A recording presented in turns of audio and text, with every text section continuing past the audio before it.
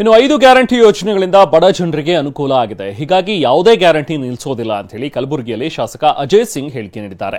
CM DCM ಸ್ಪಷ್ಟವಾಗಿ ಈ ಮಾತನ್ನ ಹೇಳಿದ್ದಾರೆ. ಹೀಗಾಗಿ ನಮ್ಮ ಸರ್ಕಾರ ಗ್ಯಾರಂಟಿಯನ್ನ ಮುಂದುವರಿಸುತ್ತೆ ಅಂತ ಹೇಳಿದ್ರು.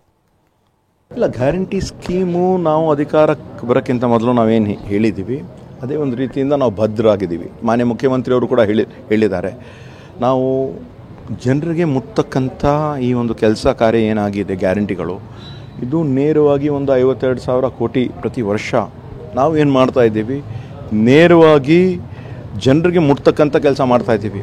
ಹಳ್ಳಿಯಲ್ಲಿರ್ತಕ್ಕಂಥ ಕಟ್ಟ ಕಡೆ ಮನುಷ್ಯನಿಗೂ ಕೂಡ ಈ ಒಂದು ಗ್ಯಾರಂಟಿ ಒಂದು ಹಣ ಮುಟ್ತಾ ಇದೆ.